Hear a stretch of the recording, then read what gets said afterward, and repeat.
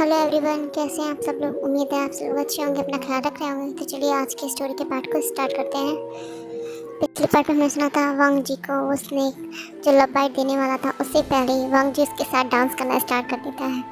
फिर विंग उसे उसे स्नेक से दूर करता है। उसके बाद वांग जी उसे अच्छा सा शुक्रिया अदा करता है और वहाँ से निकल लेता है। उसके दिमाग में तो बिल्कुल ये निकल ही चुका था कि वो अपने दोस्त को उसी वॉल पर लटका हुआ छोड़ गया है जिस वॉल से वो कूद कर भागने वाले थे। अब आगे चलते हैं स्टोरी की तरफ। वांग जी जो अपने फादर के सामने खड़ा था और उसके फादर जिसके सामने बैठे हुए थे और वांग जी की तरफ ही देख रहे थे। वांग जी जो उनकी तरफ, वो दोनों एक दूसरे को ही बस घूर रहे थे। वांग जी की मदर जो उन दोनों को देख रही थी और अपना सर झटकते हुए कहती है, तुम दोनों और कितनी देर ऐसे एक दूसरे को घूरने वाले हो। वो दोनों एक कॉन्टेक्ट वे ब्रेक करते हैं और वो दोनों मिसेस लैन की तरफ ही दिखते हैं। मिसेस लैन कहती है, क्या मेरी तरफ क्यों दिख रहे हो? तुम लोग एक दूसरे को इतनी देर से दोनों घूर रहे हो और कुछ कह नहीं रहे हो। क्या तुम दोनों आंखों से लड़ाई कर रहे हो? वांग जी कहता है, इन्होंने मुझे इस वक्त क्यों बुलाया? वांग जी की मदर कहती, उन्हें तुमसे काम है। वांग जी के फादर कहते, इधर आओ। वांग जी जो उनके पास जाता है तो उसके फादर उसे अपने साइड में बिठा लेते हैं। वांग जी के फादर उससे प्यार से उसका सर सहलाते हुए पूछते हैं, क्या तुम्हें कोई पसंद है? वांग जी जो अचानक से उसके फादर ने उससे ऐसा सवाल पूछा था जिस इससे पहले तो उसके फादर ने कभी पूछा नहीं था, इस वजह से वो शॉक हो चुका था। लेकिन वो एक बार फिर भी उनसे कंफर्म करने के लिए पूछता है, क्या कहा आपने? मैंने शायद अच्छे से सुना नहीं। वांग जी के फादर फिर से कहते हैं, क्या तुम्हें कोई पसंद है? मतलब कोई अल्फा तुम्हारी नज़र में तुम्हें कोई पसंद हो तो मुझे बताओ। वांग जी कहता है, क्या आप मेरी लव मैरिज करवाने वाले हैं फादर? वांग जी के फादर कहते हैं, तुम पहले मुझे बताओ, उसके बाद मैं सोचूंगा। वांग जी कहता है, फिलहाल तो कोई नहीं है, अगर होगा तो मैं बता दूंगा। वांग जी के फादर कहते हैं, वेरी गुड, अच्छी बात है, कोई नहीं है। वैसे भी मैं तुम्हारी लव मैरिज नहीं करवाने वाला। वांग जी कहता है, क्या? अगर आप ऐसा नहीं करवाने वाले हैं तो फिर मुझसे ऐसी बातें ही क्यों पूछ रहे हैं? बेवजह की बातें मत पूछिए मुझसे। मिस्टर लैन कहते हैं, मैं तुमसे इसलिए पूछ रहा हूँ क्योंकि ये जानना मेरे लिए ज़रूरी है कि तुम्हारे दिल में कोई है तो नहीं। वांग जी कहता है, फादर आप ऐसी अजीब बातें मुझसे पूछ कैसे सकते हैं? आप मुझसे अपने बेटे से ऐसी बातें पूछें, अपने इकलौते उम्मीदा बेटे से ऐसे सवाल कैसे कर सकते हैं? वांग जी के फादर कहते हैं, क्योंकि तुम अब बड़े हो रहे हो और मेरे लिए जानना ज़रूरी है कि तुम्हारी लाइफ में क्या चल रहा है, कौन आ रहा है, कौन जा रहा है। मैं बेशक एक राजा हूँ, मैं अपनी प्रजा जितना ध्यान मैं अपनी प्रजा पर देता हूँ उससे कई ज़्यादा ध्यान मेरे अपने घर में रहता है। तुम्हें क्या लगता है जो तुम रोज़ यहाँ से वहाँ भागते फिरते हो, मुझे पता नहीं रहता कि तुम कहाँ कहाँ घूम रहे हो और क्या क्या तोड़ फोड़ मचाते रहते हो बाहर निकल के? वांग जी एकदम सटपटा जाता है और वो कहता है कि क्या मतलब आपको सब कुछ पता था कि मैं? वांग जी की फादर कहते हैं, हाँ मुझे सब पता रहता है, पर मैं को तुमसे कुछ कहता नहीं हूँ क्योंकि तब सिचुएशन था देखने के लिए, अब वो भी यहाँ नहीं है। वांग जी कहते हैं, क्या ब्रदर कहाँ गए? ओह मुझे क्यों नहीं याद आया कि वो है ही नहीं, मैंने इतने दिन से उन्हें नहीं देखा, मैं तो भूल ही गया था, वो कहाँ है? वांग जी फादर कहते हैं, वो कुछ ज़रूरी काम से बाहर गया, मैंने उसे भेजा, वो कुछ टाइम में आ जाएगा। वांग जी पूछते पर कितना टाइम लगेगा उन्हें? वांग जी के फादर कहते हैं, कुछ समय में आ जाएगा, जैसे ही वो मेरा ज़रूरी काम ख़त्म होगा वो आ जाएगा। वांग जी जो हाँ में सर करता है, शायद अच्छा हो वो जल्दी आ जाए। वांग जी के फादर कहते हैं, उसकी छोड़ो, अब तुम मुझे बताओ, क्या तुम्हारी नज़र में कोई अल्फा जैसे तुम पसंद करते हो? वांग जी कहता है, फादर जब आप मेरी लव मैरिज करवाने वाले ही नहीं तो फिर आप मेरे से बेकार के सवाल क्यों पूछ रहे हैं? वांग जी के फादर कहते हैं, मैं ऐसे ही पूछ रहा हूँ ताकि मुझे पता चले कि तुम्हारे मन में कोई है तो नहीं पहले से। वांग जी कहता है, नहीं मेरे मन में कोई नहीं है और मैं किसी को भी पसंद नहीं करता। मांग जी के फादर कहते हैं ठीक है, अच्छी बात है। तो अब मैं एक समारोह रखने वाला हूँ जिसमें हर जगह से अल्फा आएंगे, हमारे यहाँ से भी होंगे और हर राज्य से कोई ना कोई आएगा। तो तुम्हें उनमें से एक अल्फा अपने लिए चुनना होगा अपने हस्बैंड के रूप में। वांग जी जिसका मुंह खुला का खुला रह जाता, उसने ये उम्मीद अपने फादर से तो नहीं की थी कि वो इतनी जल्दी उसकी शादी तय कर, मतलब इतनी जल्दी शादी की सोच लेंगे उसके बारे में।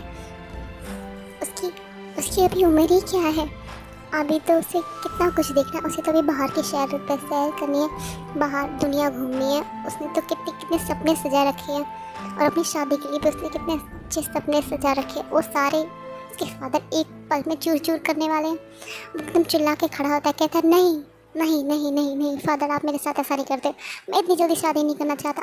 आप क्या कर रहे हैं, मुझे इतनी जल्दी शादी नहीं करनी। वो अपनी मदर की तरफ देखता है और कहता है मदर आप फादर को समझाती क्यों नहीं, मुझे इतनी जल्दी शादी नहीं करनी, अभी मेरी उम्र ही क्या है, अभी मैं एक छोटा सा बच्चा हूँ। वांग जी के फादर कहते हैं तुम बच्चे नहीं हो, तुम बड़े हो चुके हो और तुम आए दिन कोई ना कोई मुसीबत खड़ी करते रहते हो। अब तुम्हारी शादी हो जाएगी तो मुझे भी थोड़ी राहत मिलेगी। वांग जी कहता है तो क्या मैंने आपकी राहत को रोका हुआ है। वांग जी के फादर कहते हैं बस मैंने कह दिया सो कह दिया, अब मैं कुछ भी सुनना नहीं चाहता। वांग जी जो घुटनों के बाद बैठ जाते, कहते फादर मैं शादी नहीं करूँगा, मैं शादी नहीं करूँगा। मदर आप कुछ समझाइए ना फादर को। वांग जी की मदर कहती है वांग जी तुम एक बार मतलब ट्राई तो करो, एक बार तुम देखो ना, शायद कोई तो पसंद आ जाए उनमें से। वांग जी कहता है मदर आप कैसी बातें कर रही हैं, आप भी फादर के साथ मिल गई हैं। उसकी मदर कहती है नहीं मैं किसी के साथ नहीं मिली, मैं तुम्हारा भला चाहती हूँ इसीलिए कह रहा हूँ। वांग जी कहता है मुझे इस भलाई के पीछे कुछ और ही दिख रहा है। उसकी मदर कहती है नहीं हम तुम्हारा भला चाहते हैं और जल्द से जल्द तुम्हारी शादी कराना, और वैसे भी शादी इतनी जल्दी होने वाली तो है नहीं, उसे टाइम लगेगा। वांग जी तो तुम्हारे पास अभी वक्त है, तुम अच्छा सा कोई अवसर अपने लिए चूज़ कर लो, हम उससे तुम्हारी शादी करा देंगे। वांग जी के फादर बीच में बोलते पर उससे प्यार मत करना, याद रखना उससे तुम्हें प्यार नहीं होना चाहिए। वांग जी कहता है जब प्यार ही नहीं होगा तो फिर मैं शादी करके उससे क्या करूँगा। वांग जी के फादर कहते हैं शादी के बाद प्यार कर लेना, देखो बिना प्यार की शादी करो, शादी के बाद प्यार करो, है ना। वांग जी की मदर जो अपने हस्बैंड की तरफ एक वियर्ड लुक से देखती हैं और कहती हैं आप ये क्या कह रहे हैं, आपको समझ में नहीं आ रहा आप क्या कह रहे हैं। वांग जी के फादर कहते हैं मुझे सब समझ में आ रहा है मैं क्या कह रहा हूँ, और मैं जो कुछ कह रहा हूँ उस समझ के कह रहा हूँ, मैंने इसे जो कहा है इसे वही करना होगा। वांग जी अब जो एक बच्चे की तरह ज़मीन पर लोटपोट होने लगता है और कहता है मैं शादी नहीं करूँगा, मैं शादी नहीं करूँगा। वांग जी के फादर जो कहते हैं शादी तो तुम्हें करनी पड़ेगी, पर उसकी मदर कहती है नहीं नहीं वांग जी ऐसी हरकतें मत करो, इन हरकतों से कोई फ़ायदा नहीं है, खड़े हो जाओ, तुम अपने कपड़े गंदे कर रहे हो। वांग जी जो कहता है नहीं नहीं मैं जब तक खड़ा नहीं होगा तब तक आप लोग मेरी बात नहीं मानते, मैं शादी नहीं करना चाहता। वांग जी की कहते कोई फ़ायदा नहीं है ये सब करने से, मैं नहीं सुनने वाला तुम्हारी एक भी बातें, मैं हमेशा हर बात तुम्हारी मानता, तुम मेरी एक बात नहीं मान सकती। वांग जी ने कहता तो क्या मैंने कभी आपसे ये कहा कि आप जाके अपने लिए एक नई वाइफ लेकर आइए या मेरी मम्मी को छोड़ दीजिए। वांग जी के फादर जो वांग जी की तरफ गुस्से में एक तरह कहती है बदतमीज लड़के, मुझे तुमसे ऐसी ही उम्मीद थी इसी जवाब की। वांग जी कहता है आपको जवाब की ऐसी की उम्मीद थी तो आप उससे ऐसी बातें करते ही क्यों हैं, मैंने कभी भी आपसे ऐसी कोई डिमांड नहीं की जो आप मेरी पूरी ना कर सके, और आप मेरा कंपैरिजन कर रहे हैं आप अपने आप से, आप उन सब के बदले में आप मुझसे मेरी शादी कराना चाहते, मेरी ज़िंदगी बर्बाद करना चाहते हैं आप। और वो रोने लगता है फिर से। आंगली की हरकत कहते हैं ये अपना ड्रामा बंद करो, मुझे पता है तुम ड्रामा कर रहे हो, तुम रो नहीं रहे हो, तुम्हारी आंखों में कोई आंसू नहीं है।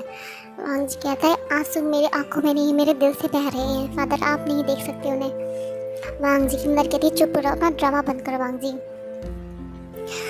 वांग जी मदर की तरफ देखता कहता है, मदर, मैंने तो सुना था बच्ची का दर्द एक माँ से ज़्यादा कोई नहीं जान सकता, लेकिन आप भी इतनी कठोर कैसे होगी मदर?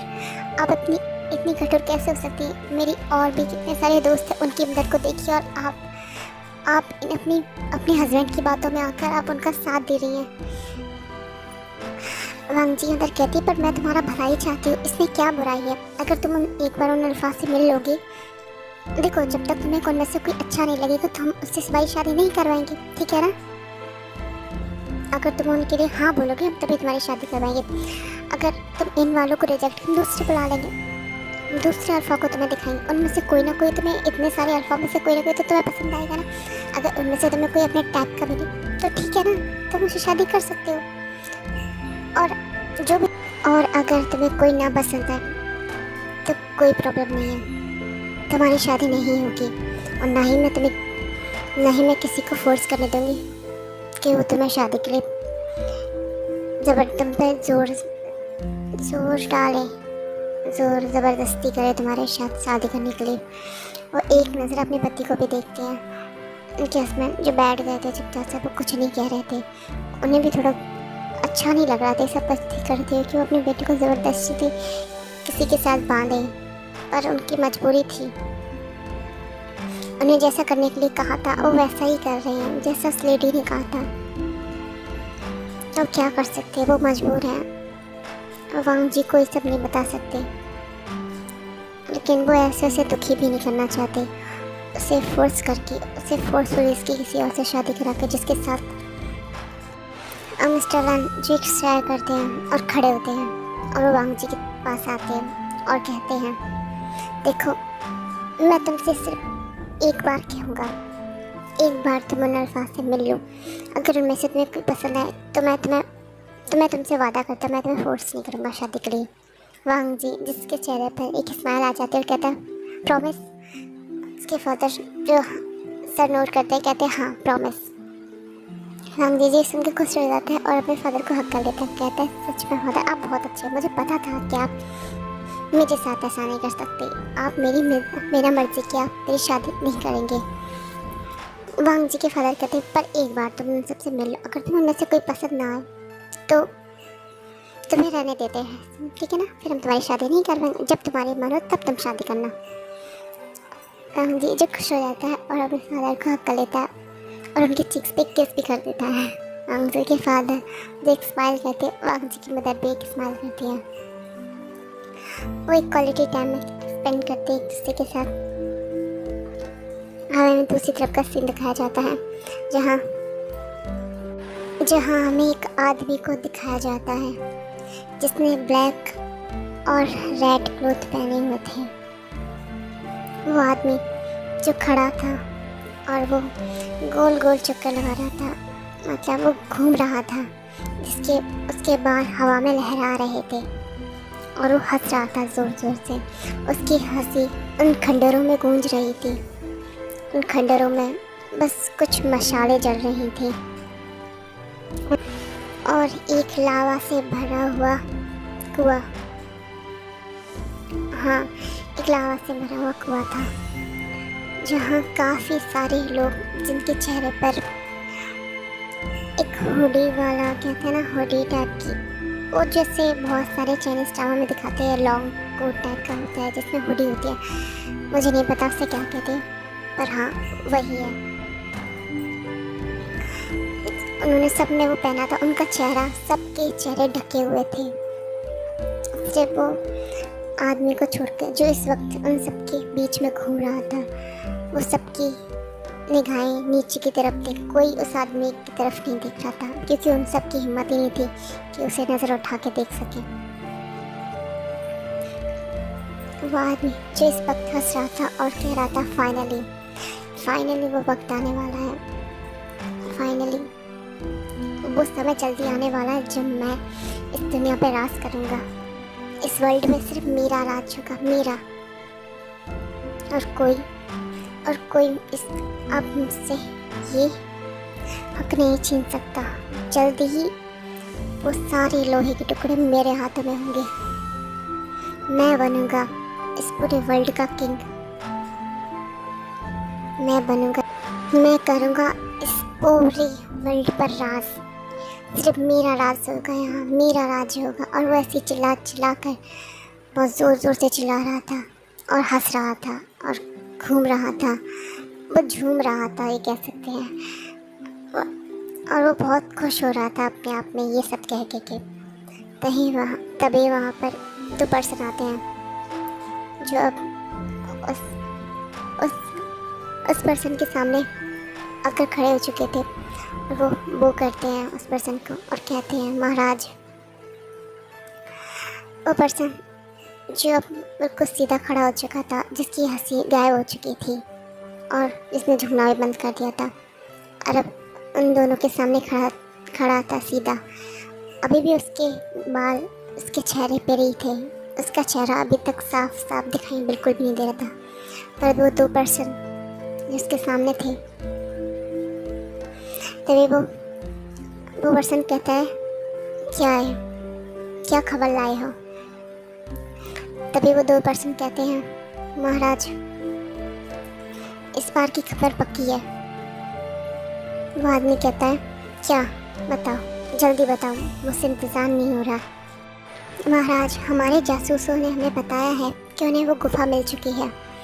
तभी वो आदमी जो खुश होते हुए कहता है, सच में, क्या उन्हें वो मिल गई? वो दोनों सिपाही जो हाँ में सर नोट करते हैं, तो वो कहते हैं, तो किस बात का इंतज़ार करें, जल्दी जाओ, उनसे कहो जल्दी जाकर वो लेकर आए। पर महाराज, ऐसे ही कोई उसमें नहीं अंदर जा सकता, वो एंट्री नहीं कर पा रहे उसमें। वो आदमी कहता है, क्यों? वो दोनों कहते हैं, पता नहीं क्यों, अभी तो हम लोग बस कोशिश कर रहे हैं, पर अभी तक सक्सेसफुल नहीं हो पाए उसमें, अपनी कोशिश में कामयाब नहीं हो पाए।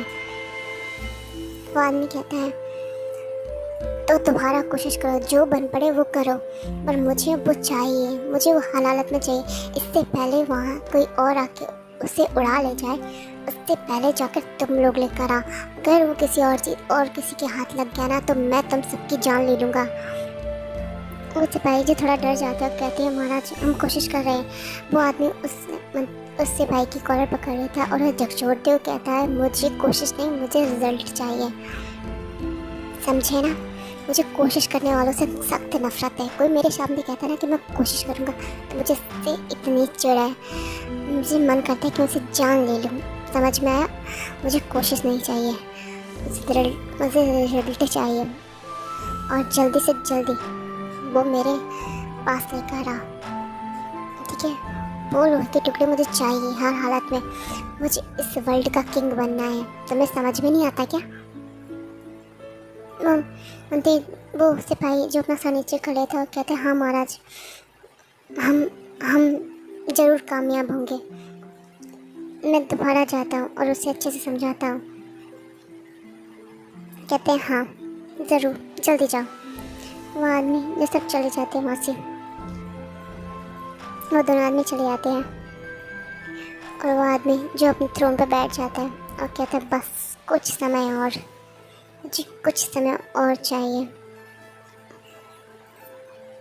फिर इस दुनिया पर मेरा राज होगा, मेरा बैन रूहान का राज होगा। और वो ज़ोर ज़ोर से हंसने लगता है। तभी वहाँ पर एक और शख्स एंट्री करता है जिसकी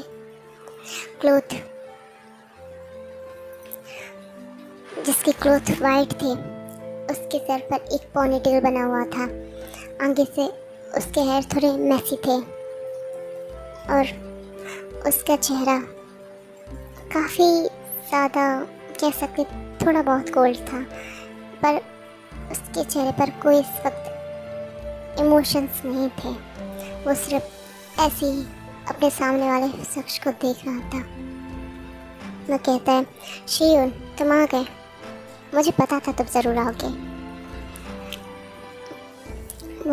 वो शख्स जिसका नाम शियोन था वो कहता है, हाँ मैं आ गया, मुझे तो आना ही था, तुमने मुझे धमकी जो दी थी। वो शख्स कहता है, हाँ क्योंकि मुझे पता था बिना धमकी के तो तुम आओगे नहीं। शियोन कहता है, तो बता भी दो तुमने मुझे यहाँ क्यों बुलाया है। वैन रोहान कहता है तुम्हें मेरा काम करना होगा। शिवन कहता अब मैं तुम्हारा कोई काम नहीं करूँगा, समझे, मैं तुम्हारा कोई काम नहीं करूँगा। वैन रोहान कहता है तुम्हें मेरा काम करना पड़ेगा, क्योंकि अगर तुमने ये काम नहीं किया तो तुम्हें पता है ना मैं क्या करूँगा। शिवन जो कुछ नहीं कहता, बस वो सिर्फ अपने सामने वाले शख्स को देखता है और कहता है बताओ जल्दी मुझे क्या करना है।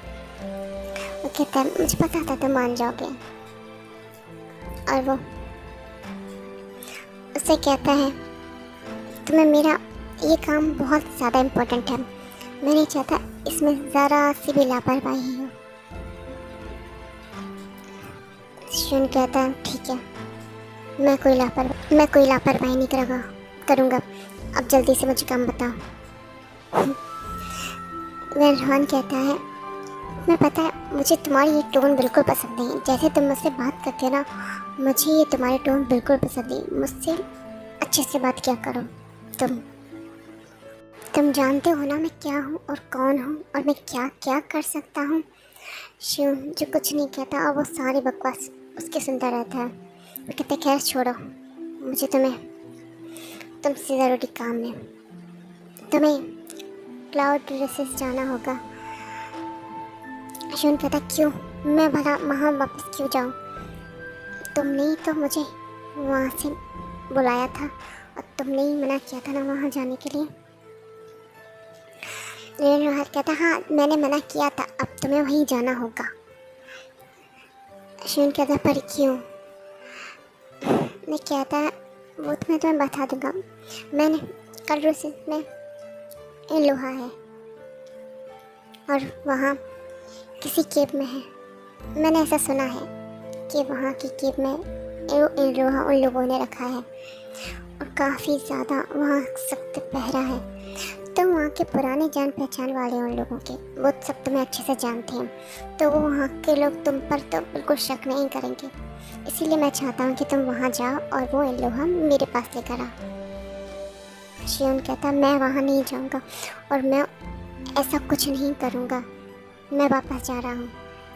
जैसे ही वापस लौटने के लिए अपने कदम पीछे करता है, वह रोहान जो अपने सैनिकों को इशारा करता है, वो सारे शिवन को घेर लेते हैं।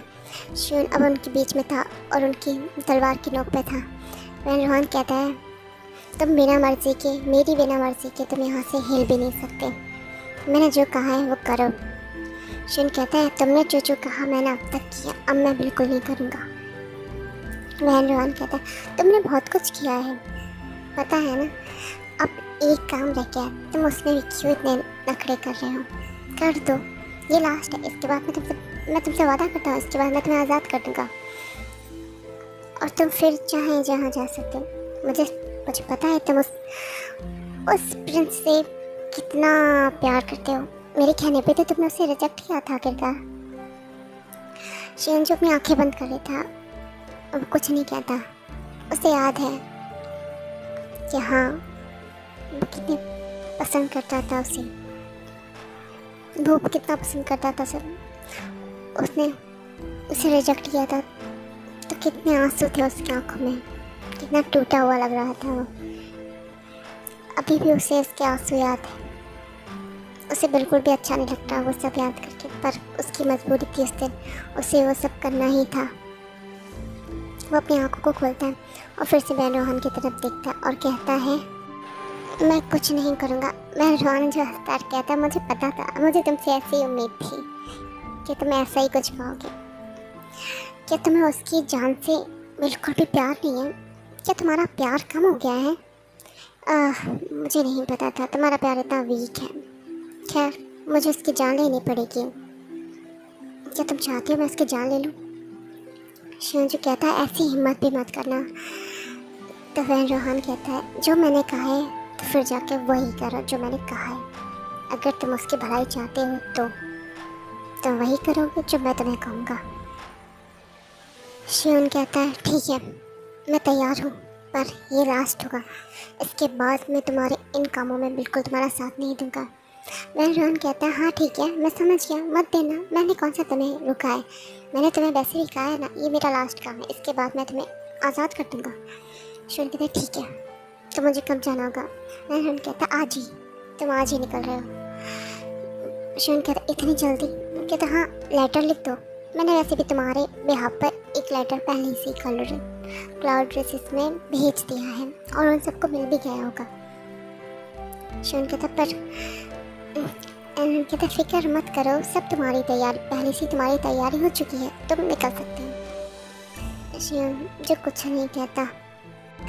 अभी हमें इस पार्ट में ये नहीं बताया गया है कि शिवन का क्लाउड ड्रेसेस से क्या कनेक्शन है, क्या है उसका, अभी कुछ भी ऐसा नहीं बताया गया है, तो इसीलिए हम आगे के पार्ट में देखेंगे। अभी के लिए हमें इस पार्ट को यहीं ख़त्म करना होगा। Bye bye bye bye bye.